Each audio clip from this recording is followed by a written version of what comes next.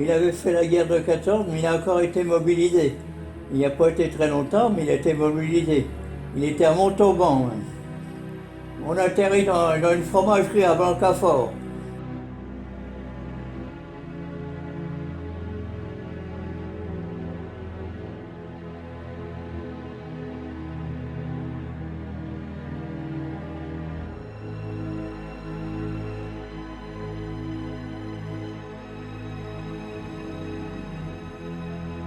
Une fromagerie qui doit toujours exister, je crois. On en a mangé du fromage. Parce qu'il n'y avait pas grand-chose à manger, c'était par le fait, hein. Ouais. Voilà, c'était une quinzaine de jours, oui, à Blancafort.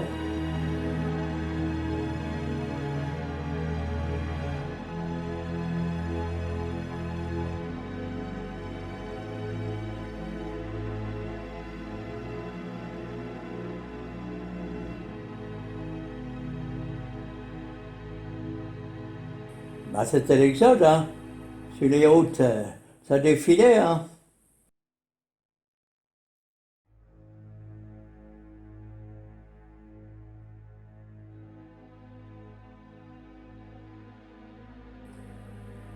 À pied, en voiture, en vélo, tout ça. Nous, on est partis à pied. Heureusement qu'on n'a pas été trop loin à Blancafort, ça fait une quarantaine de kilomètres, hein. Ma grand-mère, je me rappelle, elle avait une petite poussette qui poussait. Moi, j'avais un vélo avec du bagage dessus. Puis ma mère, c'est pareil, elle avait un vélo aussi. La bataille de Gien a commencé donc le 15 à la Gâcherie. Je ne sais pas si vous voyez où c'est, hein, sur la route de Montargis. Donc là, il y avait un exode permanent, une queue pas possible de tout, hein, d'embouteillage de camions, de chars, d'une armée en déroute, de l'exode au milieu de l'armée, enfin, je dirais un bazar innommable. Ensuite, alors pourquoi ça s'est produit? Ça s'est produit parce que la route de l'Exode n'était pas la route de Gien. Parce que la route de l'Exode était la Nationale 7. Oui, puisqu'elle est. Ouais. Quand les Parisiens sont partis de Paris, ce qu'ils ont pris, c'est la Nationale 7. Sauf que Briard et Breteau étaient bloqués parce qu'il y avait la rencontre interalliée au château du Muguet. Ah, d'accord.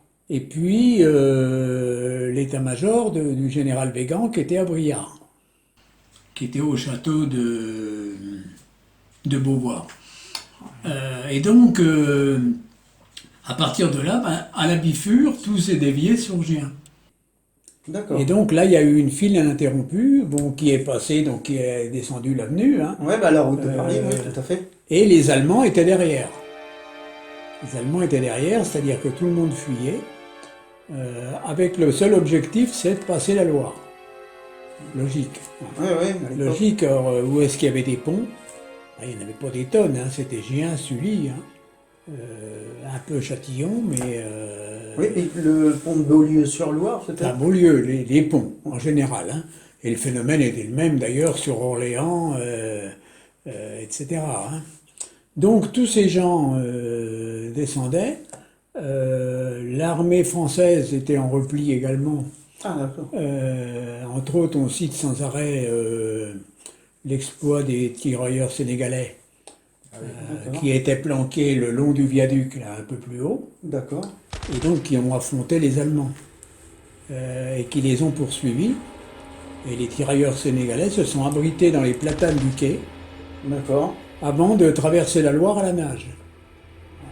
Les Sénégalais étaient des sportifs déjà à l'époque. Ouais, parce qu'on en entend beaucoup parler, mais pas beaucoup de témoignages des Ah oui, Sénégalais, voilà. exactement. Ouais. Et donc, tout ce monde-là donc, s'est retrouvé sur le pont, dans une pagaille indescriptible, hein, avec des gens qui se balançaient, une voiture en panne, on l'a balancée dans la Loire. Ouais, on a vu, il y a pas mal de Enfin, une horreur comme peuvent en produire des mouvements de foule en panique. Hein.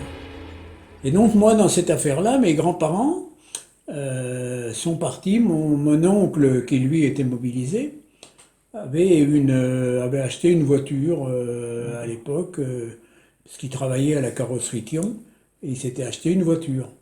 Et donc mon grand-père est parti avec sa voiture en emmenant une partie de la famille, sauf ma mère qui était bloquée et mobilisée pour l'état-major. D'accord. Et donc ils ont passé le pont le 14 au soir, direction du sud. Ma mère, elle, est partie pendant la mitraille du samedi matin. Hein, puisqu'en fait, quand on regarde le bureau de poste encore, on voit encore sur la façade des traces de mitraille. Si vous regardez bien, vous verrez du côté de la rue Parmentier, D'accord. il y a un certain nombre d'éclats de mitraille. Donc ils sont partis dans ces conditions-là. Ils sont partis dans ces conditions-là et même dans des conditions pas possibles, hein, puisque elle m'a toujours raconté qu'ils étaient totalement inconscients. Ils sont montés, pour partir plus vite, ils sont montés sur un camion d'essence. Alors qu'en fait, les premiers camions visés, c'était bien sûr les camions d'essence. Ah bah oui, oui, oui. Et donc ça a duré toute la journée du 15. Entre les bombes qui tombaient, il en est tombé partout, hein, puisque ici, ça a été épargné, mais un peu plus loin, à la maison où il y a maintenant, je ne sais plus ce que c'était les couvertures brillantes, là. Oui, oui, d'accord, oui. Sur la gauche. Le fils Brochet, qui à l'époque c'était des marchands de vélos, c'était Brochet. Et le fils Brochet, qui était revenu chercher un truc qu'il avait oublié, finalement a été a été tué par une bombe juste devant chez lui. Etc. quoi. Il y en a eu tout un tas complètement rasés. Bon, imaginez bien, à l'époque, 926 maisons sinistrées, 625 détruites, carrément. C'est-à-dire que c'était un amas de pierres. C'était un amas de pierres, tout le centre-ville était par terre. Hein, et on le voit bien, puisque quand on se promène en ville, on voit encore les limites, puisqu'en fait, c'était des bombes incendiaires. C'est-à-dire que non seulement les maisons sont tombées, mais en plus, ça a brûlé. Et on voit bien les limites du feu. Si vous remontez la rue Victor Hugo, Oui. vous voyez la partie droite qui est restée normale, et toute une partie jusqu'à ce qu'on appelle la cour des miracles, là en face à la caisse d'épargne, qui a été complètement soufflé. Et tout ce centre-ville était, bon, il était impraticable. De toute façon, c'était des amas de pierre. Et puis, dans la nuit, la bataille a duré, etc. Et puis, à un moment donné, la rumeur a couru la ville, ils vont faire sauter le pont. Et effectivement, l'armée française a prévu, devant l'avancée allemande, de faire sauter le pont, et il a sauté je ne voudrais pas dire de bêtises, c'est le 17 à 20 heures. Donc tout le monde était massé sur les quais, plus de moyen de traverser, sauf le pont de chemin de fer. Et donc tout le monde s'est rué avec des échelles sur le pont de chemin de fer, sauf qu'une bombe est tombée et la première arche s'est coupée. Celle que vous voyez sur les photos, avec pendant que le train passait d'ailleurs, hein, puisqu'on trouve le train en bas, en bas du pont. Impressionnant. Donc voilà un peu. Alors pas pour l'anecdote, pour l'histoire, le lieutenant qui commandait la défense de Gien était un enfant de Gien. D'accord. Puisque c'était le lieutenant Vallée qui s'est trouvé obligé de tirer sur sa ville pour contenir l'avancée allemande.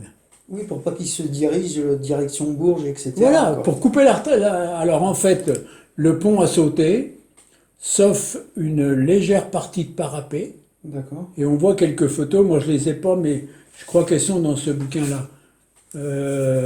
On voit quelques photos d'Allemands qui essaient de traverser sur le parapet.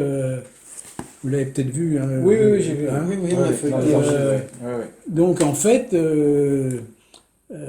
et on est arrivé comme ça au 17, et puis à la demande d'armistice du 18 juin. D'accord. Donc qui a finalement, alors les Allemands ont continué d'avancer puisqu'ils sont passés finalement, notamment par un pont de bateau, hein, qu'ils ont mis très très vite en route, hein, parce que l'efficacité de l'armée allemande n'est pas à démontrer, hein, mais donc ils ont mis très très vite en route un pont de bateau. et ils sont descendus vers le sud. D'accord. Toujours escortés de la cohorte de réfugiés. Et moi, mes grands-parents se sont retrouvés à Argenton-sur-Creuse. D'accord. Ma mère, elle, travaillait avec des ordres de mission, parce qu'ils étaient fonctionnaires, hein. Oui, oui. Donc ils travaillaient avec des ordres de mission. Ils sont descendus, ordre de mission rejoindre Châteauroux. À Châteauroux, où paraît-il, on n'avait aucune connaissance des événements précises, et notamment de la bataille de Gien, puisque évidemment c'était tout à fait récent, hein.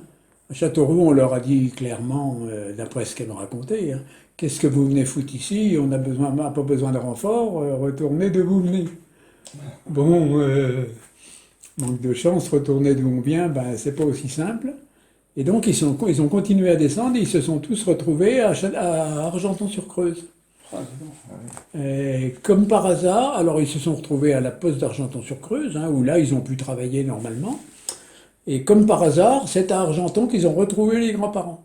Donc en fait, ils ont fait je dirais, leur exode à Argenton-sur-Creuse, et ils sont remontés dans le courant du mois de juillet à Gien, D'accord. où là ils ont découvert la ville en ruine.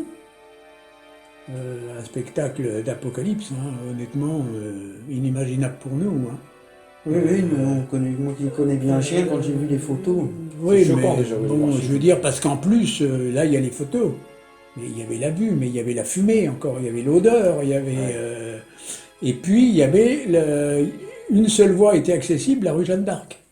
D'accord. Parce qu'il y avait eu un pont de mie entre le Port Gallier et puis...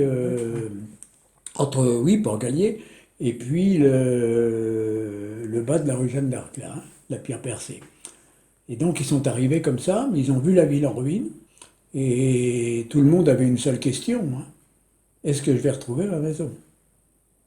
Oui, évidemment, oui.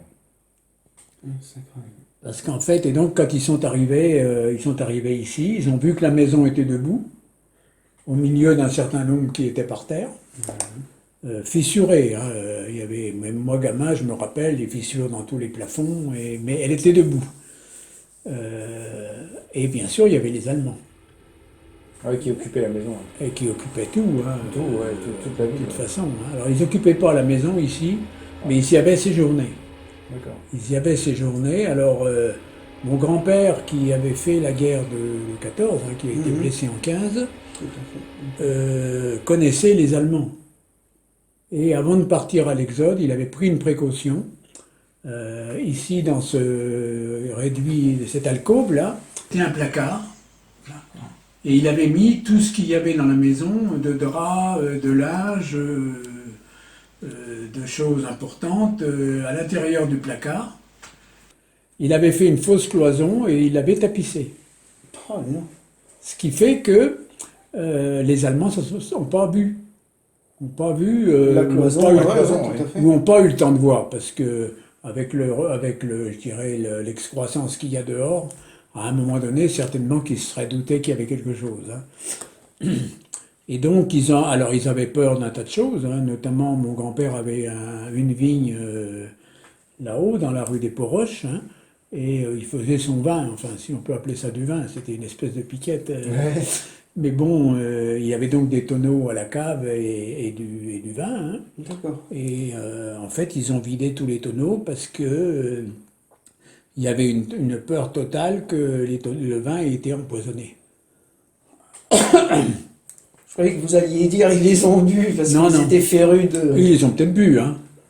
Mais bon, ils n'ont pas dû le trouver bon, à mon avis. Mais bon, ils pensaient que ça avait été empoisonné, donc ils ont vidé tous les... Ah ouais, une sacrée histoire. Ouais. Et la caserne faisait déjà des temples? Oui, Parce que ça Oui, doit mais être la un lieu stratégique, c'est pour ça. à mon c'était avis, stratégique, c'est pour ça que le quartier n'a pas été épargné. D'accord, c'est bien ce que je pensais, mais je ne savais Oui, pas. non, mais il y avait la caserne, la gare, parce que Ok. les trains étaient bombardés, hein, Ah bah oui, oui, oui. et le pont. En fait, c'était les trois objectifs. Les trois cibles. Ouais, parce que la Loire, pour eux, c'était important, la Loire. Ah ben, la Loire était le fleuve infranchissable. Une fois les Voilà. ponts coupés, Bah oui, puis ça desservait les autres villes du sud comme ils envahissaient. bien sûr, hein. Et c'est pour ça que, en fait, l'armistice a établi la ligne de démarcation là où étaient les Allemands.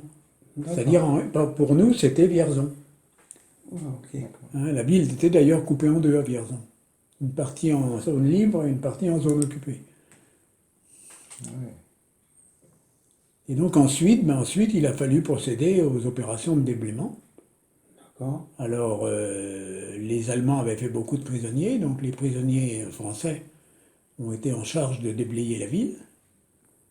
Et puis, un certain nombre, puis les entreprises du bâtiment ont été requises.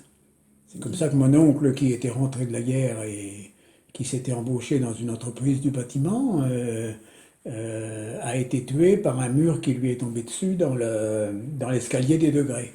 Ah, ouais. En fait, il a eu une jambe sectionnée, puis les moyens médicaux de l'époque n'ont Ouais, pas c'était permis de le sauver, rudimentaire. quoi.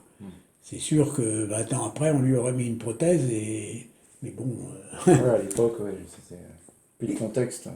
le contexte, l'époque, tout un tas de choses. Oui, puis il y avait que les lignes téléphoniques, je ne sais même pas s'il y en avait partout à l'époque pour ce. Comment les ordres venaient de l'Est, je veux dire, pour les Français. Ah ben oui, si, il y avait des lignes téléphoniques, Oui, mais quand même. il y avait surtout des liaisons radio. Voilà, c'est ce que je me demandais, ou du télégramme, je pensais, moi je ne savais pas. Il y avait du télégraphe, mais il y avait des liaisons radio essentiellement. D'accord, Et puis quand même du téléphone, hein, puisque je vous dis, le central téléphonique fonctionnait. d'accord. L'état-major à Briard a été relié, la rencontre interalliée était sous téléphone, etc. hein, D'accord. mais les unités militaires se déplaçaient avec des radios. hein. D'accord. Oui, ça je me demandais.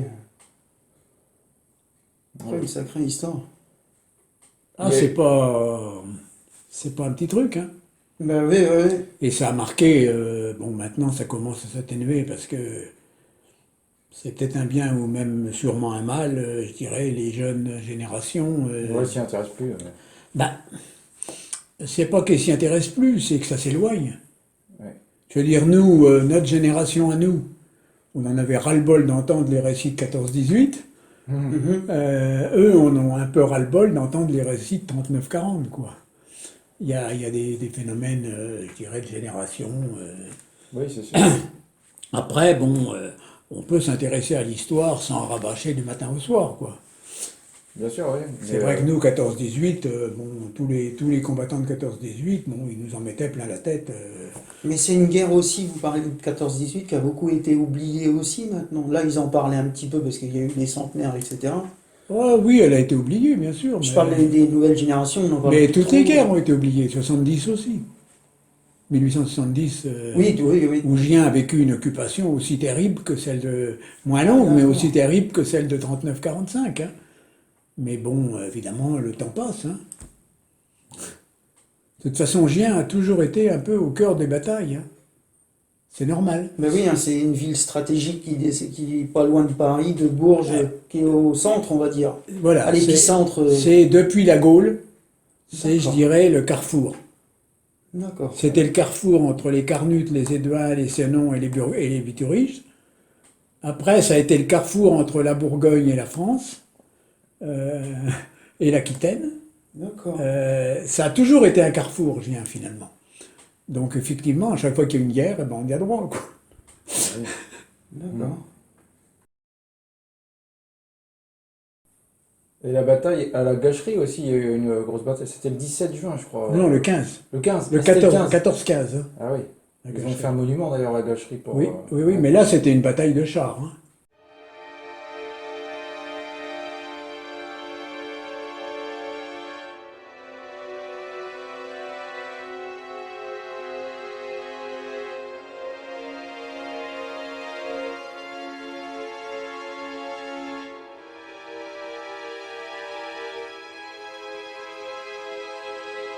Ah d'accord, c'est une bataille de chars. Avec les premiers bombardements. Ah ok. Mais en fait, les bombardements ont commencé à la gâcherie jusqu'au pont de Gien, quoi.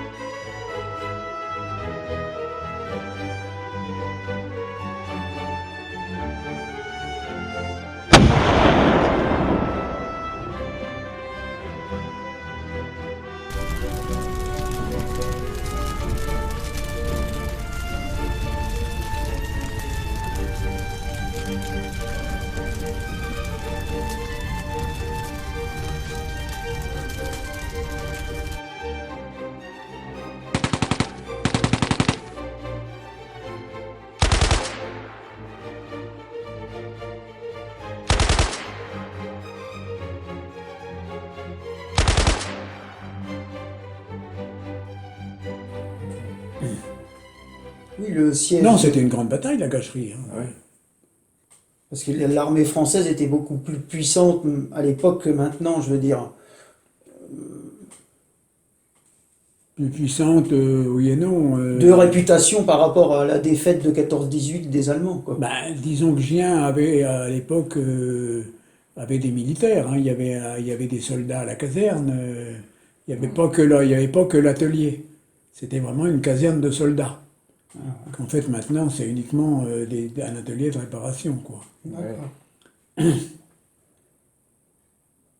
Et c'était une caserne de soldats qui sont partis, je ne sais plus quand, mais moi je les ai connus, hein, les soldats qui descendaient en ville, je me rappelle, mais Ouais.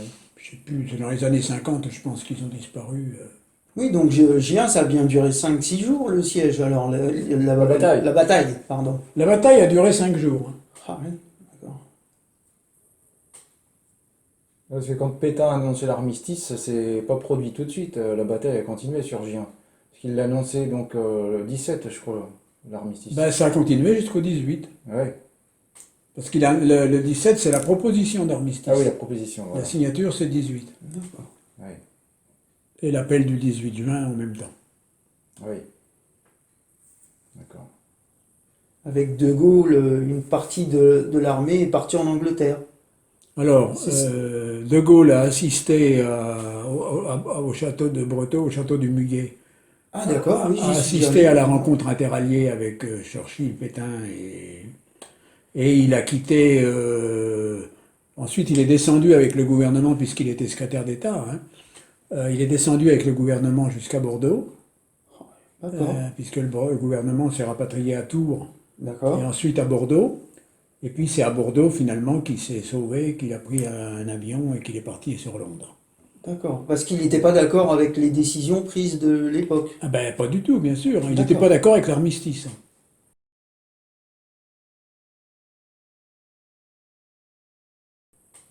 Ouais. Ni avec les conceptions de Pétain, certainement. Mais... D'accord. Oui, oui, le fameux château de Breteau, je vois aussi, j'y suis déjà allé, on me l'a déjà raconté ça. Mais de voir quelqu'un témoigner de... Bah, c'est comme la résistance, c'est ce que tu m'avais expliqué. En fait, j'avais fait des recherches et il y a eu finalement que 1% de résistants en France sur la Là-dessus, population, quoi. bien sûr, hein, Voilà. bien sûr. Parce qu'à un moment donné, on aurait cru qu'il y avait beaucoup de résistants, puis finalement pas tant que ça, quoi. Non, non, non, non, pas tant que ça. Et il y a eu des attitudes infâmes, Ouais. Dénonciation. de dénonciation et tout. Et je crois qu'on doit ouvrir, les archives doivent être autorisées à l'ouverture bientôt, il me semble. D'accord. D'accord. Mais il y a des lettres de dénonciation atroces, hein. Hmm. Et puis des journaux, le Giennois est un journal, c'était un journal de la collaboration, hein, Ah, d'accord. qui du reste a été interdit à la Libération et son directeur frappé d'indignité nationale, hein. Et en fait, quand on lit quelques pages de ce journal, c'est une horreur, hein. C'est une horreur. Des colonnes entières sur les juifs, les francs-maçons, Ah oui. leurs richesses, leurs temples, leurs châteaux, vraiment une aberration totale, hein. Et puis le reste, bon, il y avait les collaborateurs, les résistants, et le reste, c'était l'indifférence, hein. Ouais. C'est-à-dire, mais bon, moi, je condamne pas l'indifférence, que les gens aient peur. Oui, c'est normal en temps de Je guerre. dirais, il y a des phénomènes humains qui... Ah bah oui, hein, de toute façon. Bon, la collaboration est beaucoup moins acceptable, hein. Ouais. Et la résistance, est effectivement, c'est facile d'en parler, je dirais, en temps de paix, quoi. C'est Oui, sûr, mais c'est oui, sûr, bien c'est sûr. Ceci dit, bon, il y a eu des actes de résistance extraordinaires sur Gien, hein. Bon, faut pas, quand même pas les oublier, hein, notamment autour de l'abeille, hein, qui était un des principaux foyers de résistance sur le Giennois, hein, avec les instituteurs de l'école et... Où il y a actuellement le basket La Veille de Gien, non? Ou ça n'a rien à Oui, voir? c'est l'association, c'est l'abeille de Gien. D'accord. Ah oui. C'est l'abeille de Gien qui, à l'époque, alors à l'époque, il y avait l'école du centre, qui était la seule école de Gien à l'époque, hein. D'accord. Et puis le cours complémentaire qui était dans les mêmes locaux. Et donc les instituts étaient dans un resto. Alors, il y a eu Milstein, qui était un institut non. qui avait fui l'Alsace-Moselle occupée par les Allemands, et donc qui s'est retrouvé affecté à Gien. D'accord. Il y avait René Thivin, bon, qui lui est décédé il n'y a pas longtemps, il y a quelques années, qui était cheminot, mais sa femme était directrice de l'école supérieure de jeunes filles. D'accord. Marcel Petit, tous ces gens-là, Bougreau, tous ces gens-là étaient des résistants. Hein. Alors qui étaient des résistants sur place.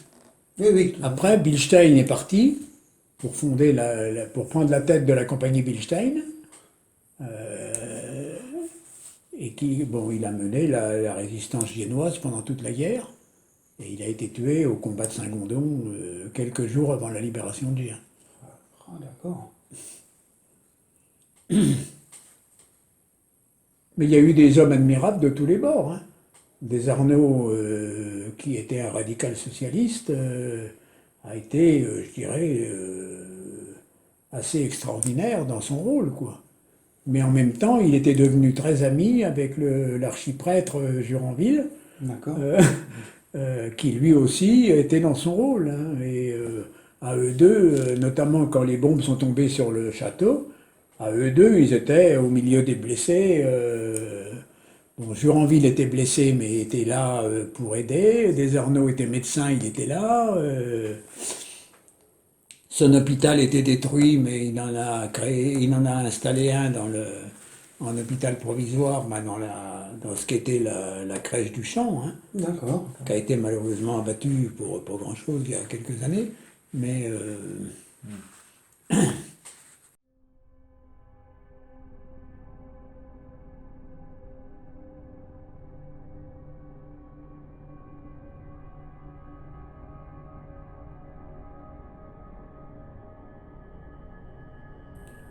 Hitler était sur une base qui était celle du Troisième Reich, hein.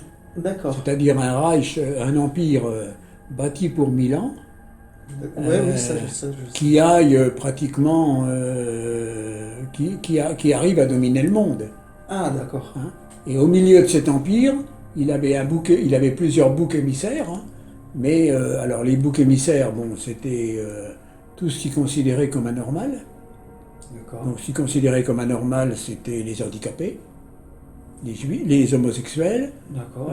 les tziganes, Ah oui, d'accord. et puis les juifs.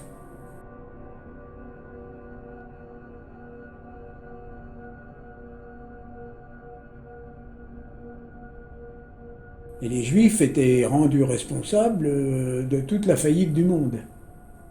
C'est-à-dire que c'était un espèce de complot international qui possédait la fortune, etc. Et donc il fallait détruire pour arriver à une race pure.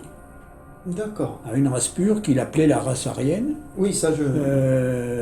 Voilà, le dessin c'était celui-là. Bon, après, suivant les pays, bon, les pays il les a conquis les uns après les autres, hein, Oui. mais suivant les pays, il a reçu un accueil de résistance, comme par exemple en Yougoslavie, au Danemark, etc., ou un accueil de collaboration comme en France. Oui. Sauf que, en même temps, en France, il y a quand même eu le phénomène de résistance avec De Gaulle. D'accord. Mais en fait, voilà, c'était ça, quoi. L'objectif d'Hitler n'était pas autre chose, hein. C'était conquérir le monde et imposer une race pure.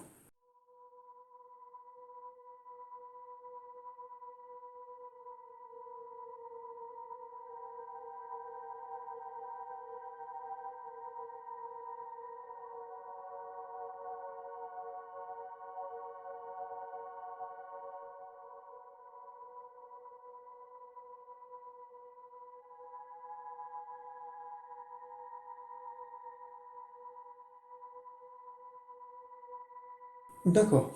Ah, parce que je me suis toujours demandé comment... Et en même temps, quelque part, on peut penser qu'il était un peu fêlé puis très limité intellectuellement, quoi. Oui, quand même. Oui, il est fou hein, par rapport à ce qu'il a fait, mais je me suis Un toujours fou, demandé... pas forcément, mais limité et puis à la merci de puissances d'argent qui finalement le pilotaient, hein. D'accord. Parce que les puissances d'argent, quand elles sont menacées, finissent toujours de ce côté-là, quoi. D'accord, ouais. Non, mais il est considéré comme anormal, hein. D'accord. Pour lui, ça faisait partie du complot mondial, hein. Et du reste, les premiers fichiers qui ont été saisis, dès que les Allemands sont arrivés en France, c'est le local des francs-maçons à Paris et la grande synagogue de Paris, hein. C'est-à-dire qu'ils ont récupéré tous les fichiers qu'ils possédaient et D'accord. pour poursuivre les membres. D'accord, parce que vous êtes un des seuls qui, ça, sur cette guerre, qui en parle vraiment, quoi. Non, non, mais le but c'était bien ça, hein, c'était C'est vrai, établir un faire, empire mondial avec une race pure et. D'où son fameux livre de Mein Kampf, qu'il était dans sa folie, quoi, hein, un peu. Oui, mais moi j'emploierais pas le terme de folie, hein. Je pense que c'était une idéologie bien rodée, bien développée, parce que ça n'a pas commencé en 1939, hein. Oui, oui, j'ai pas mal étudié. Les premiers camps de concentration, c'est en 1934 en Allemagne quand même, hein. Oui, puis en fait, il est parti, quand on dit les partis de gauche actuels, c'est un socialiste démocrate, en Allemagne je parle, hein, avant qu'il fasse le truc Ouais, nazi, enfin, etc. c'était un national-socialisme, C'est ça, plutôt. mais bon, on fait dire au mot ce qu'on veut. Ben, je parle par rapport au reportage que j'ai vu, moi, de Mais ce on qu'il fait dit. dire au mot ce qu'on veut, je veux dire. Oui, bien sûr. Le programme de la Révolution nationale de Pétain Oui, portait aussi un certain nombre d'utilisations de termes socialistes, etc., hein. Après, quelle était dans tout ça? Alors bon, c'était aussi en France, hein, la collaboration était une revanche par rapport au Front populaire. d'accord. Et notamment, ils accusent nommément dans ces fameux journaux le Front populaire d'être responsable de la guerre, etc., hein. Bon, Non, c'est intéressant parce que vous savez beaucoup de choses sachant sur que ça. Blum, etc., était installé à la fois comme franc-maçon, comme juif, etc., Ouais, quoi.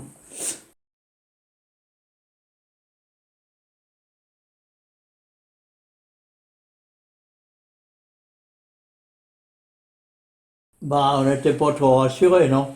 Hein? Puis aussitôt qu'on était parti, c'est là que Gien a été bombardé, là, une première fois. On est revenu, même le pont était sauté.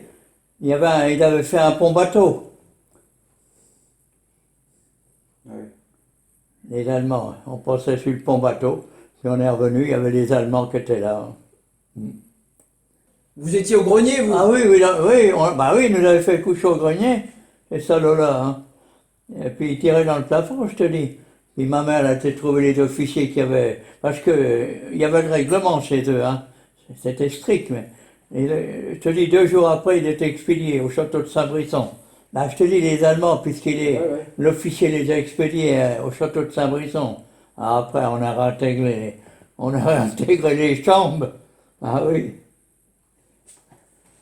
Et là, ça se passait comment? Vous avez des tickets de rationnement, c'est ça? Ah bah oui, il y avait des tickets. Il y a eu des tickets. Ça a duré longtemps, les tickets, hein. Ça a duré plusieurs années, je crois. Ah ouais. Ah oui, les tickets de rationnement, oui. Et donc en 45, c'était la fête après quand ça a été libéré. Ah oui, Ouais. ouais. Ah oui. Bah oui.